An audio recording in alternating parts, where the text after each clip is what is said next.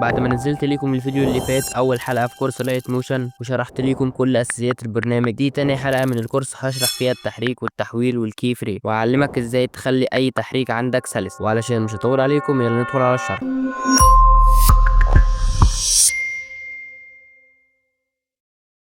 اول حاجه علشان تقدر تعمل تحريك لازم تستخدم الكي فريم، والكي فريم دي عباره عن نقطه بدايه ونقطه نهايه. نقطه البدايه دي اللي بيبدا عندها التحريك، ونقطه النهايه دي اللي بينتهي عندها التحريك. مثلا لو جبنا صوره الكوره وحطيناها هنا كده وحطينا كي فريم، الكي فريم الاولانيه دي نقطه البدايه، وجينا مثلا في الاخر وحطينا كي فريم تانية وشدينا الكوره هنا كده مثلا او هنا كده، دي نقطه النهايه.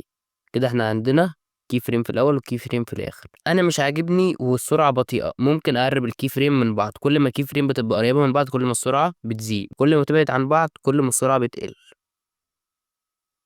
والكي فريم دي بتشتغل على كل حاجه، يعني مثلا في التحريك، او لو انت عايز تخلي الكوره تلف مثلا تحط كي فريم هنا تخليها تلف مثلا زي ما انت عايز، تحط كي فريم في الاخر كده.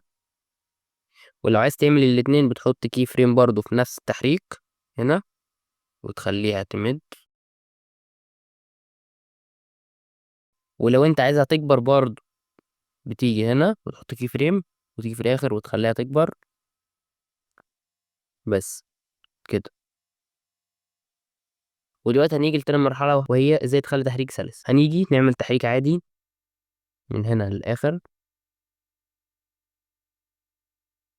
دلوقتي بيجي عندنا دور الجراف اديتور اللي هي دي، تدوس عليها عندك اشكال الجراف دي جاهزة، ده وده وده والشكل العادي.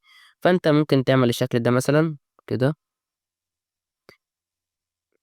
وتشغل، بقت سلسة معاك اكتر. ممكن تعمل الشكل ده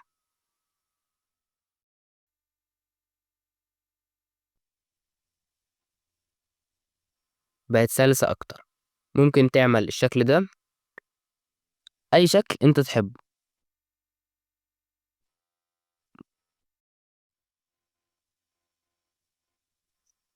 الجراف ازاي بتشتغل؟ كل ما الجراف بيكون لتحت كل ما السرعة بتكون أبطأ، كل ما الجراف بيطلع لفوق كل ما السرعة بتكون أسرع. يعني مثلا كده السرعة تبقى بطيئة بطيئة بطيئة وبعدين تسرع على طول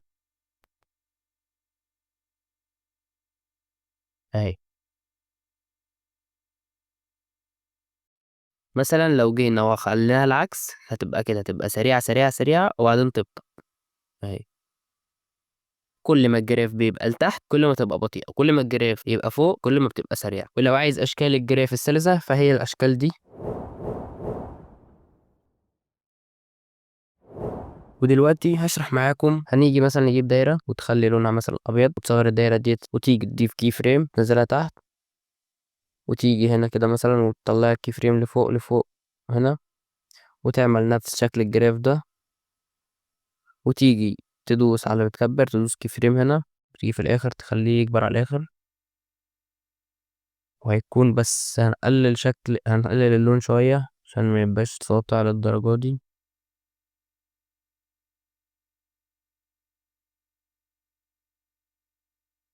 بس. حلو كده بس كده، ودي النتيجة. ولو انت عايزين تسرع الجراف التاني ده بتاع التكبير هنعمل له برضه نفس التحريك